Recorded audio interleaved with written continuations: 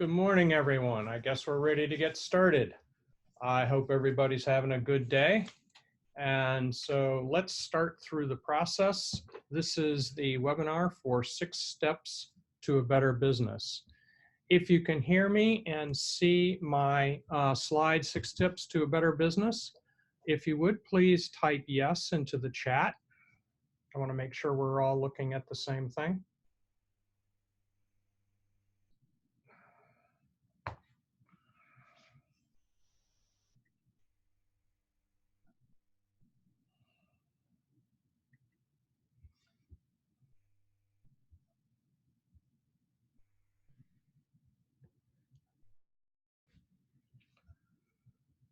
All right, let's get started. So we're talking about 6 steps to a better business, and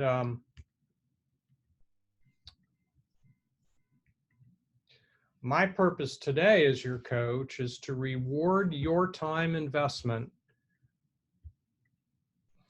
I guess we got some little issues going on. To reward your time investment with the simplest, fastest, and easiest ways to increase sales and profits, free up your time, and create an amazing team. Now, we will talk about systems to accomplish all that throughout this webinar. A little bit about us. We as Action Coach are the world's #1 business coaching firm, and that's based on the fact that we've got more than 1,000 coaching offices established in 70 countries worldwide. It is privately owned and founded by Brad Sugars, who's an entrepreneur and author. Our vision is to create world abundance through business re-education. The basis under that is we coach over 15,000 businesses each week across a variety of different countries. That provides us with an awful lot of depth of experience with different kinds of businesses and different kinds of situations in businesses, and helps us set up systems to accomplish that. Myself, what gives me the right to be here, my background is I grew up in Rochester, New York. I've got an electrical engineering degree and an MSBA from Bucknell University. I have worked as a field engineer in the power industry. I did that for about 12 years. That gave me a really strong background in working with people and understanding how businesses work. I have also spent 20 years involved with about 5 different customer service business units for large equipment manufacturers. The last one I grew 300% in 3 years. So I've got the scars, I've got the experience of the very same challenges every business owner faces throughout the course of their careers. More recently, over about the last 9 years, I've been a business coach, a mentor, and a trainer for other business owners. Now, Action Coach's definition of a successful business is a commercial, profitable enterprise that works without the owner. Now, that doesn't have to be your definition. Your definition can be what it is, but this definition gives us an opportunity to sit down and think about what are all of the things that can take a business owner as far as that they want to go. And our systems are built around that premise. The basis we work to are 6 steps, and I'm going to show the steps one at a time. We're going to talk about them in some depth. The 6 steps to massive results starts with a mastery step, and we're going to spend a fair amount of time on this one. This is actually more oriented at making sure you are in control of what you're getting. The second step is really making the cash flow predictable. We call this niche, and I'll explain why that is as we get into it. The third step is leverage. In this case, we are systemizing to build efficiency. This is principally around building your efficiency so that you have more time to spend on the things that need to be done. The fourth step is building a team. This is structuring for growth. This is where the scalability of a business can really come in. The fifth step is synergy. Once you've got a business that's scalable, Then you can sit down and think about, do I want to duplicate that someplace else? Do I want to add other businesses? Do I want to do investments in a manner that will enable me to increase my personal cash flow without having to work nearly as many hours as I'm working now? And then, of course, the sixth step is to be able to enjoy the results and grow as a person from all of that effort that we've put in. And so that is the basis that we use to build massive results. Now we're going to take these steps one at a time. We're going to start with the mastery step, and we're going to talk about it from the perspective of building a commercial enterprise, and then we'll go from there. Now, mastery has 4 components in it, and we'll start with destination mastery. Where are you going with this business? Why do you want to go there specifically? Now, this has a lot to it. And you may not know all the way, but you know to a certain degree right now how far you want to get beyond where you're at. An interesting experience I'm having with a current client, a gentleman in a sales kind of position who came to me operating at a certain level of business, and he wanted to increase that. And we talked about how much. In his mind, he wanted to increase something like 20% because that didn't seem too particularly challenging. I pushed him a little bit, and we upped that number to about 60% increase. So he took on a goal to increase his business by 60%. Now that forced us to sit down and examine seriously how he was doing what he was doing and why was he doing it that particular way. And that enabled us to find opportunities to improve the effectiveness in which he was doing things, and enabled us to get him moving along. We're going to talk more about that. Get him moving along. In the first 12 months, he did not achieve all of the 60% increase, but he achieved about 90% of it. So he got to a very close place. The next year, he slacked off a little bit, and so we lost a little track, and then we had to re-energize a little bit. And as of today, we are actually over the original goal and have set a new goal and have targeted that. We're not going to make that goal this year, but we will make it next year. So we have changed how he does what he does just by looking at his goals and taking a serious look at the goals.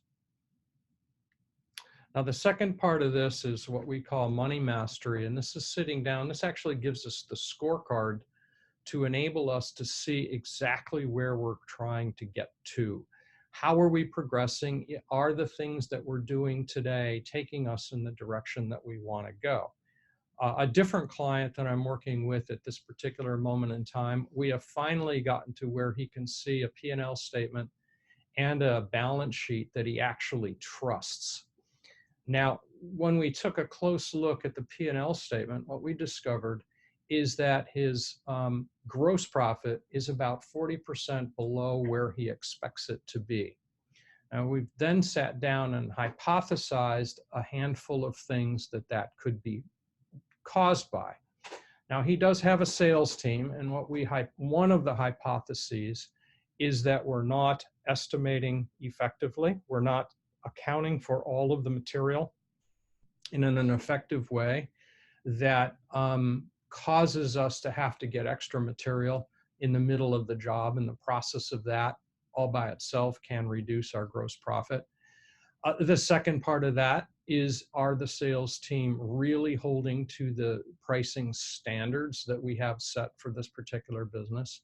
And then, of course, the third part of that is, are the production people actually producing effectively and efficiently? Now, the truth of the matter is probably that all 3 of those have some degree of effect on this gross profit situation. But now at least we've got 3 discrete places we can look at and do something about, physically do something about, that will bring a serious amount of money into this particular business. This particular business is about a $1.3 million business, 1.3 million per year. And so you can calculate from there if his gross profit is 40% low, that he's got an awful lot of profitability that he could be gaining back if we fix those three things. So that gives you a kind of a clue as to why we treat money mastery so importantly. Third component of this is time mastery, and that is a similar kind of thing. Are we using our time in exactly the right place? And when I'm working with a client, this is a very important part of the process is, are we working on the right things? Well, one of the things that that particular owner wasn't working on was he wasn't looking at his financial statements, so he didn't know where to look for opportunities, where to look for specific doable opportunities that he can use to fix the amount of money that he's taking home. And we haven't even gotten into the marketing side of things yet. And this goes along with Delivery Master. I talked a little bit about that both in the destination and in the money mastery section, sitting and taking a serious look at how are we doing what we're doing, writing it down so that we've got a checklist to follow on each and every single thing that we do. And that isn't just how do we do our product, that can include how do we sell our product, how do we estimate our product, how do we send invoices, how do we collect on receivables if we're a receivables-based kind of business. So depending on the style of business, each of these things has some unique steps that we've got to take to have a serious improvement. But you can see just from this step alone, there are serious opportunities for a business to increase its profitability and for the owner to have a more comfortable financial situation than he would have going in.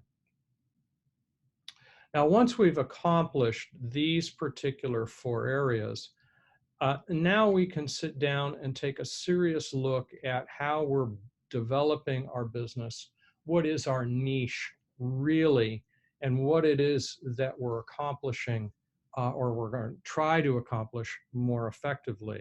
And so the second step we call niche, and this is the part about a commercial profitable enterprise. Now, our first step in niche is to make a definition of it as having no price competition. Now, I know you're going to laugh at the thought of no price competition. There's always price competition, isn't there? Well, not necessarily. So you as a small business owner really only have a small slice of the total opportunity out there.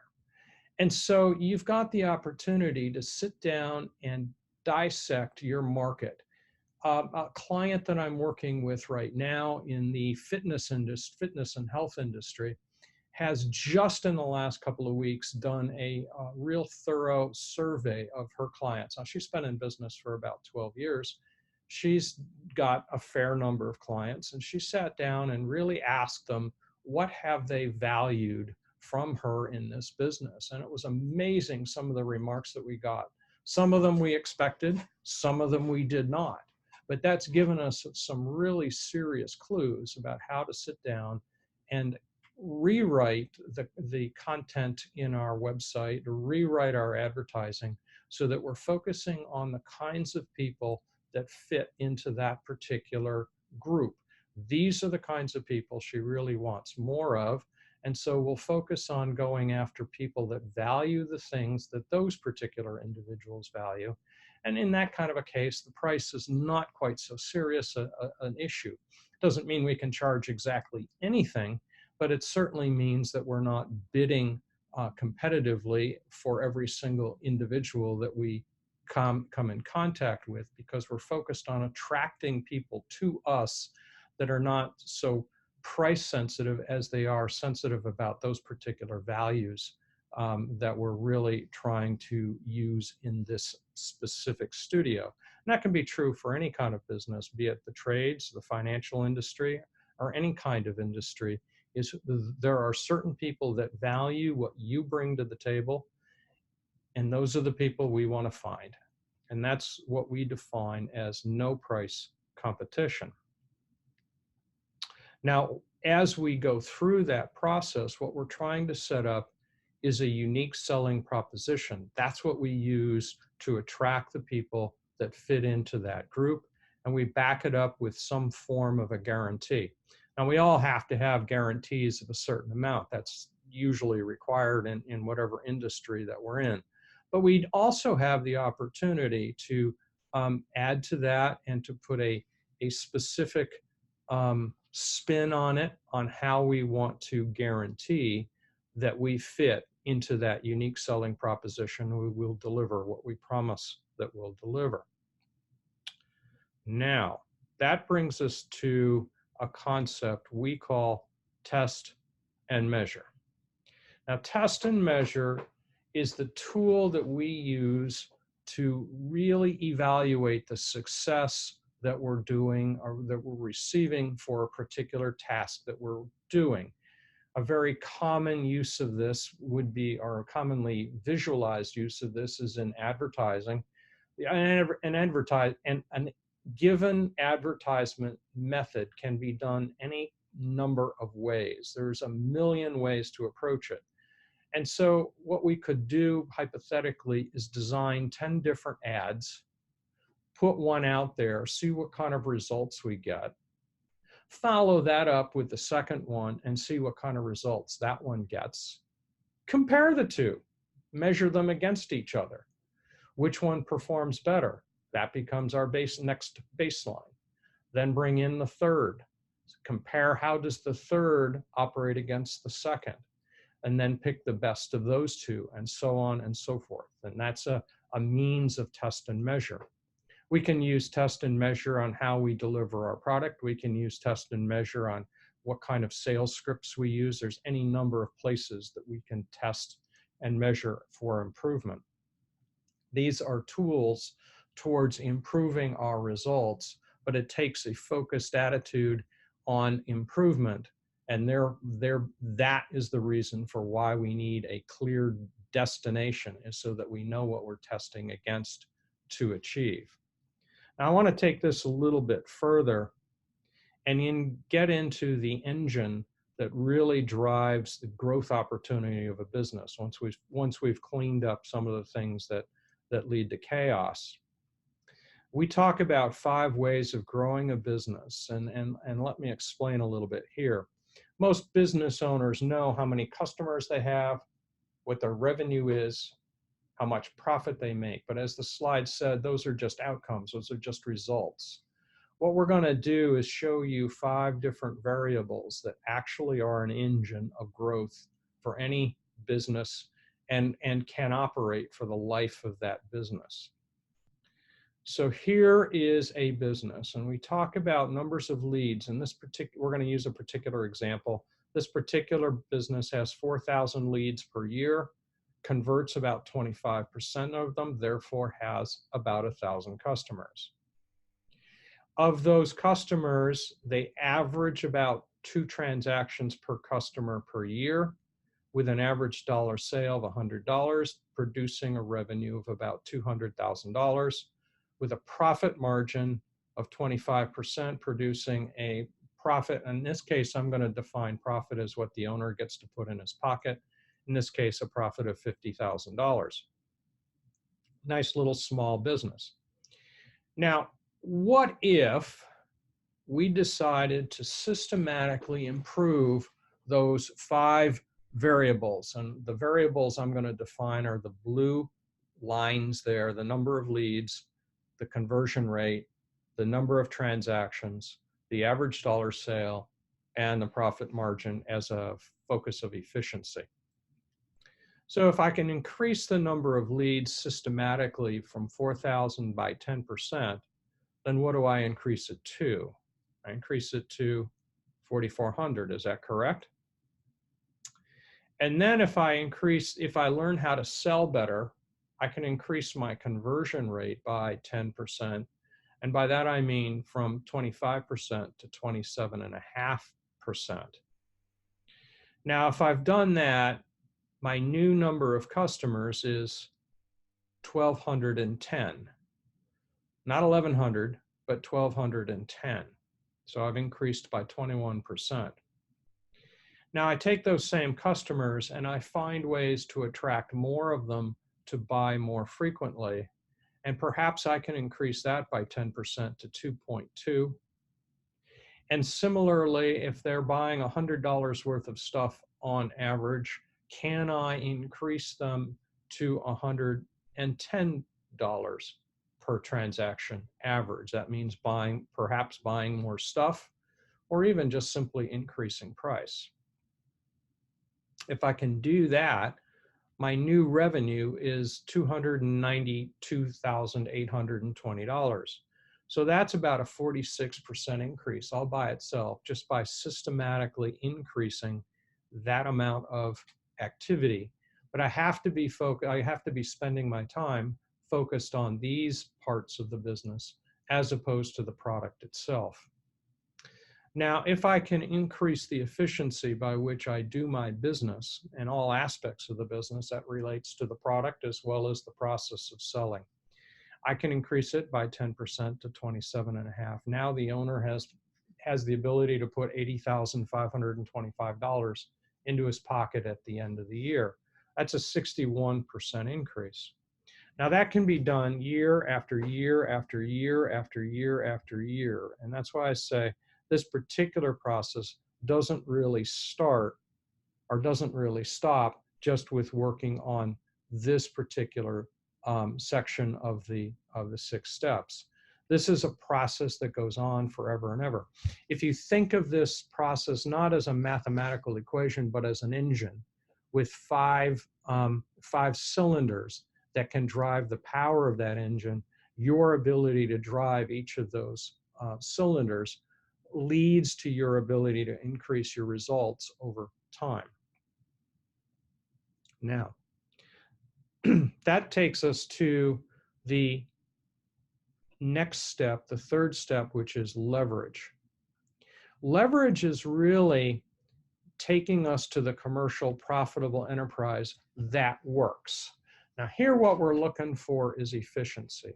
We're looking for improving how you do what you do so that you have more time to devote to those aspects of your business that actually bring in results.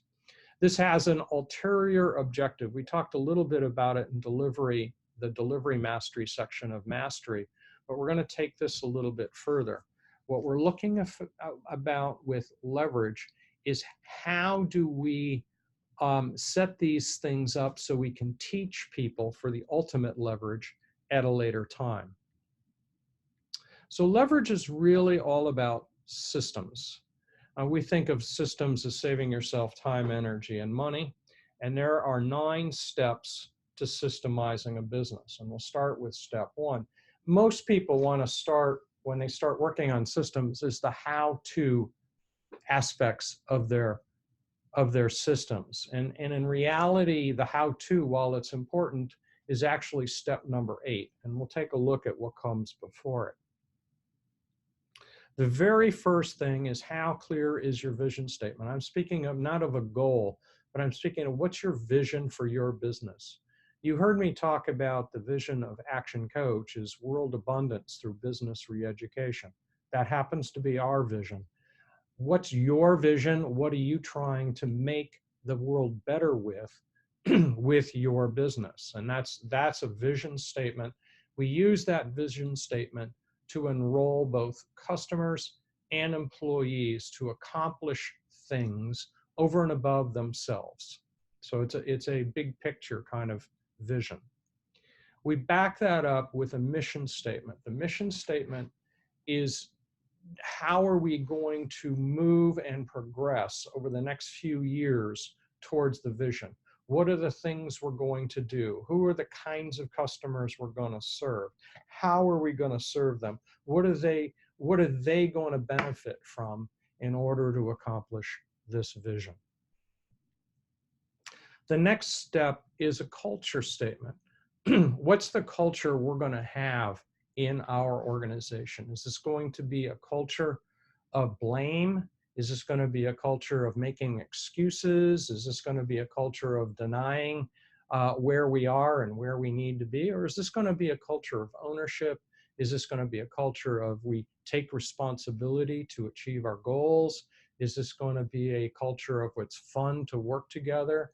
Is this going to be a culture of people who like to be together in order to help serve customers? So these are a couple of different choices. What's the culture that you want to have? Because that sets the stage for how we're going to work together. Then we can get to SMART goals. Now, SMART goals is an acronym: specific, measurable, achievable, reasonable in a sense, and time bound. So what do we want to accomplish over the next 12 months? What do we want to accomplish over the next 12 months? What do we want to accomplish over the next quarter? What do we want to accomplish over the next month? What are we going to accomplish next week? What are we going to accomplish today in order to be able to accomplish what we're trying to do for this week? Those are SMART goals, and those we need to know what those are before we really get too deep into the how-to things. Next piece of that is organization chart. Now, this is not today's organization chart. This is the organization chart of a fully finished, mature business. How does this business need to be run when it's fully mature at the point that you have visualized it? And maybe that takes a little bit of work. I help people look at organization structures. We're doing this with a couple of businesses right now, sitting down and taking a look at what are the tasks that need to be accomplished, how many of those need to be accomplished every single day, every single week. Then what's the man loading that we've got to have? What are the specializations that they've got to have? What are the experiences and knowledge base that those particular individuals have to accomplish each of those pieces? So we help people put a organization chart plan together. Then we sit down and look at it through the lens of today. Who's doing which of those tasks? And usually what you find out is any one person is doing at least 3 to 5 or maybe more of the boxes, if you will, in that org chart. And that's okay for this particular step. Now what we have to do is plan which is the next piece that we have to overcome, which is the next part that we specialize in making that business a little bit more mature. And so we build this one step at a time. With that, each of those boxes in that organization chart, there have to be positional contracts. Essentially, what is that box, what is the person in that box responsible for? What do they have to accomplish? How do they agree to accomplish that? And those become requirements for the person holding that box. Part of that comes with KPIs. These are the measurable results that that box, the person in that box is responsible for. So whether that's a sales position, so how many clients is that person responsible for visiting per day, per week, per month, and so that we can measure, are we going in the right pace, in the right direction? If we're talking about marketing, how many leads is that person responsible for generating every day, every week, every month, so that we can accomplish that goal? That's what enables us to have the tools to keep that 5 ways process moving forward. Now we get to the how-to systems. We tie all that together into the steps that enable a person in a particular role to know how to do what they do, and we integrate that with a flow chart so that each person can see where they fit in the entire process. There's a painting company that I worked with a couple of years ago, and that was actually the key to his ability to make his business go where he wanted it to go, is to sit down and have him look at a flow chart of how he developed business and how he executed business. Now, his particular business was fairly large and complex. He was doing both commercial, governmental, and residential kinds of customers. And he was confused as to who should be doing which piece at what time. And once we laid out some flow charts, he was able to sort out the pieces so that he could see, I could assign this person responsibility for that piece. I can assign this other person responsibility for this piece, and we can keep it separate and hold them accountable to all of those kinds of activities that were required to keep the business moving forward. And it was for him, a very satisfying process to be able to see his business in that kind of a way. Once we accomplish that, now we need follow-up systems. We call them management systems, but that's really the follow-up to make sure that the KPIs are actually being met, the how-to systems are actually being met. I'll tie this all the way back to the business I talked about in Money Mastery. If you really think about it, he did not have a management system in place to make sure that all the jobs were being sold at the right pricing, that all of the estimates made sense, nor did he have the management systems in place to make sure that the production people actually produced according to the original plan. So there was no real sanity to what was going on. That's why we have 3 things to chase down and not just 1 thing to chase down, which we'll be working on over the next month or 2. Once we've got a good handle on systemizing a business, and oh, by the way, these systems do evolve. As your business grows, the systems have to grow and they will become more complex, but you'll find the steps as you go. The team really is an ultimate leverage process. It's a means of sitting down and building the commercial profitable enterprise that works without you, the owner. This is really the place where you get the leverage. You literally have the opportunity here to make your business as big and as profitable as you choose to take it. This is where your real opportunities are. When we get into team building, people always run into a couple of basic fears. When you start the business owner, if you think about the business starting up as an action between an owner and his customers, and you can visualize that all of a relationship is between an owner and his customers, that's a comfort zone. That's a place where a business owner gets very, very comfortable. He knows what to do. He knows how to do it. He's figured all of that out. But he gets to a point where he gets way too busy. And so he hires somebody, and he expects that somebody, because that somebody he hired has lots of experience, that somebody is going to be able to do it just like he did it. And the customers will be happy, and the business will grow, and everything will be great. And it never quite works that way. The person that he brings in has experience, but it's experience doing things a different way to a different set of standards. And so what the owner winds up doing is realizing he's got a lot of unhappy customers because the customers were expecting his way of doing things and not the new team member's way of doing things. And so he feels like he's not only got a lot of fires to fight, he's got his own production to maintain, he's got these fires to fight, and he's got some upset customers that he's got to take care of in some form or another. So we got to go all the way back and rethink the strategy of what we're doing here and think about it from the perspective that the owner's long-term objective is really the team. His real priority needs to be his employees and his team, training them, guiding them, managing them, making sure that they actually are delivering to the standards that he originally set when he defined his niche. And so we have a task here, and sometimes hiring experienced people can get us into real trouble.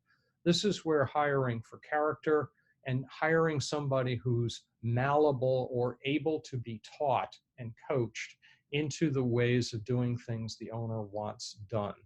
Now, that isn't to say a team member can't come in with some good ideas and improve things, but you got to be really careful that those actually do improve things and don't actually get in the way of things.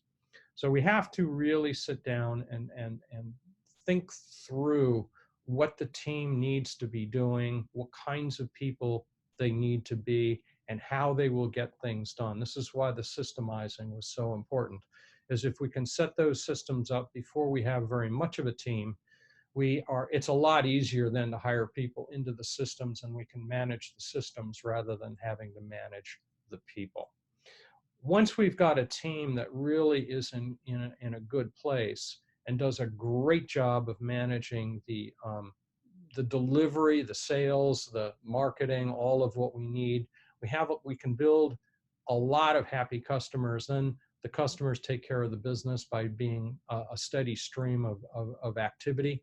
And then the business can take care of the owner. And this is where the owner's opportunity to get significant time off can happen. I actually challenge some of my more senior business owners. I challenge them to a goal of setting a date that they will take a 3-month vacation unannounced to the team, because the team doesn't really need them to be there, and that they'll be able to come back and the business is still growing, the business is thriving, the customers are happy, and the owner can realize that he really doesn't need to be there every single day or week. He can take off whatever he wants. But it does take the focus to build a team with this kind of thinking process. It is scalable. Now, there are 6 keys to a winning team. They start with strong leadership. A strong leadership does not necessarily mean dictatorship. What it really means is passion, enthusiasm, and energy to the vision, and keeping everybody focused, persistently focused, pig-headedly focused on the vision, and making all of the decisions in alignment with what the vision of the business was. That's why that was such an important step. With that, a common goal can be set. Now, the word common is the operative piece of this process. The word common means everybody has to have a say in this process of building the goal, all directed towards the vision. How can we set a goal? And there's not just a single goal, there's an interim goal, and there may be several milestones along the way. So what's the goal for this year? What's the goal for this month? What's the goal for this week? What's the goal for today? What are you going to try to accomplish today that will take us towards that vision?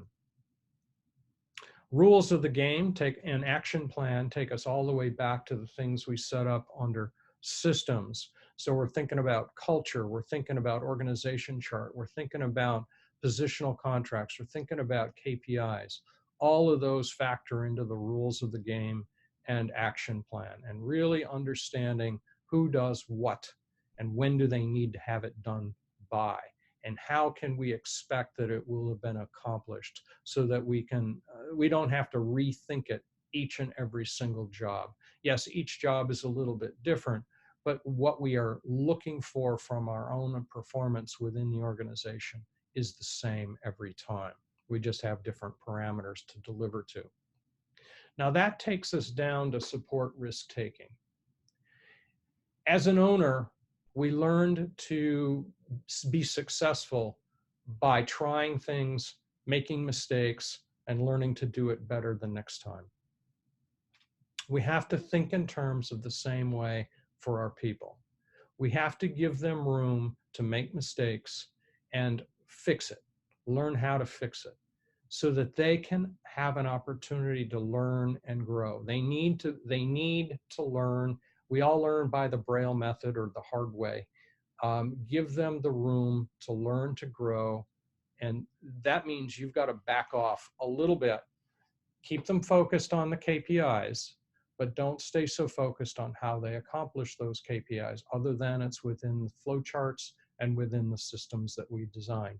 Maybe the systems can be improved, and maybe your employee has found a way to do them better, and that's worth sitting down and taking a look at. If they're performing better, if they're producing better results, should we adopt those kinds of methods? But the basis is give them the room to learn so that they can grow and support the mission and the vision most effectively. And that gets us down to the last particular step here. You want 100% of their energy, enthusiasm, attention, and effort. And that's great. But to have that, to earn that, you've got to include them 100% in the decision-making that gets them there. Now, they've had the chance to get through risk-taking. They've had the chance to learn the hard way.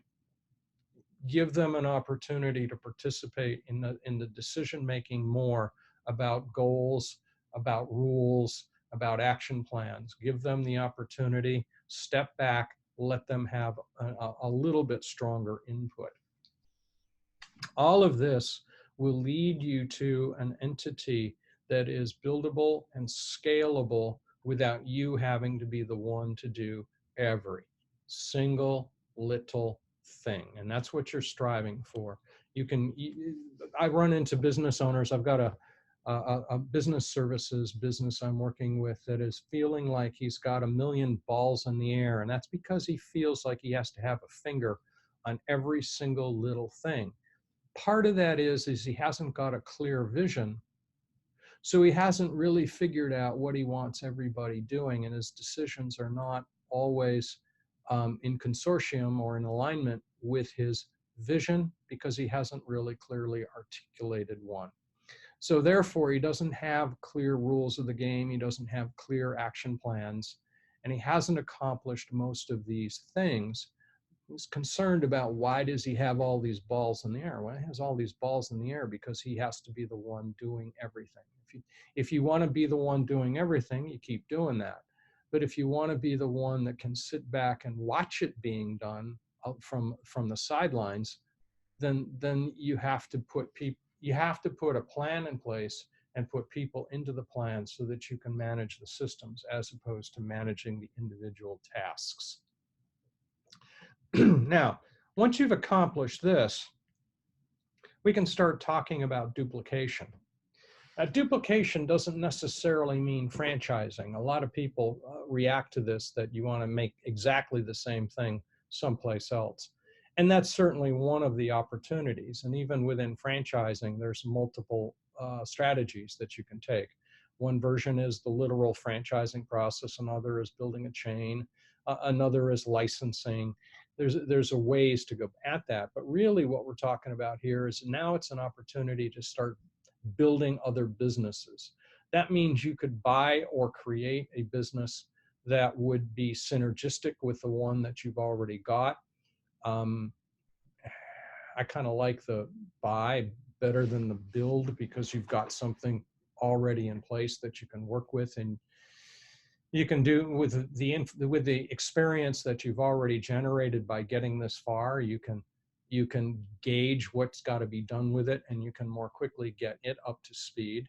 But you can build any number of businesses that and different kinds of businesses that allow you to increase the income you generate, and you don't have to be day to day in it unless you wish to.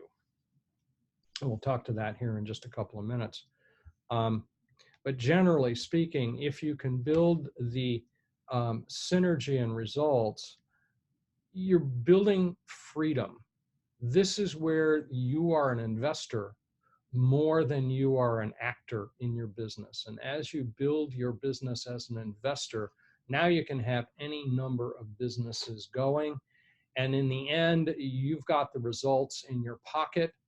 You've got your time at the beach, and you're living the lifestyle, or may I say beach, living the lifestyle that you want to live in the manner you wish to live it. A really good example of somebody who's done that extremely well, starting with virtually nothing, is Richard Branson. And one of his most famous quotes is, if you can learn to run one business successfully, there's no reason you can't run any number of businesses at the same time. The principles are still the same. Jim Rohn puts it a slightly different way.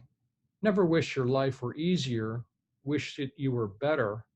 Work harder on yourself than you do on your job. And Brad Sugars approached it from a slightly different angle. Where you'll be in 5 years will depend on the books you read, the people you associate with, and the actions you take. And with that, we are at the end.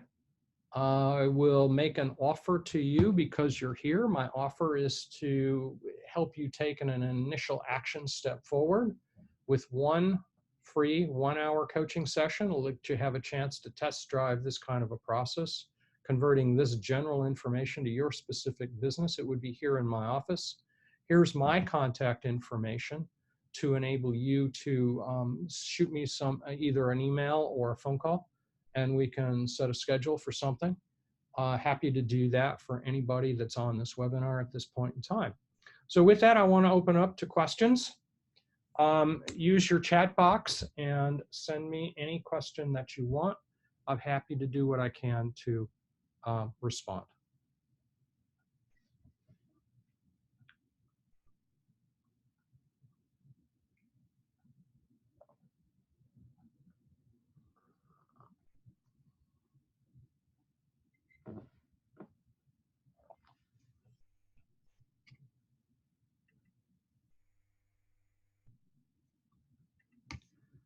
All right, so the first question I had is, what is KPI? And that's an awesome question. The technical definition of KPI stands for Key Performance Indicator. Now, what is a key performance indicator? So a key performance indicator for a marketing person would be the number of leads generated today. That's an example of a KPI. An example of a KPI for a salesperson might be the numbers of orders received today. That could be, or an even better one could be the number of customers presented to today. That's an example of a KPI. Does that answer your question?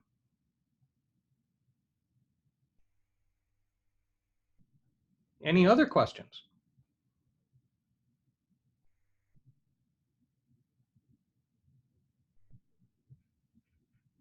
Yeah, that's a good question. What's the need of experience for a good team leader? Yeah, that depends entirely on what that team is doing, and how complex it is. I prefer people with experience, but I prefer promoting a person from within a team to become a team leader as opposed to hiring a team leader.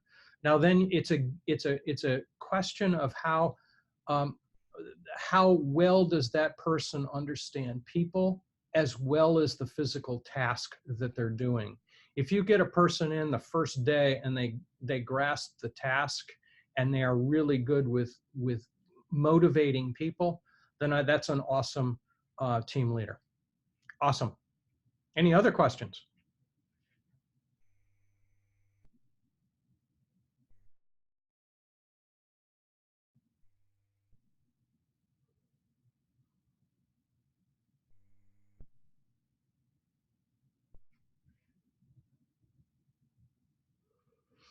Fantastic. I don't see any new questions coming in. I'll give it one more minute here.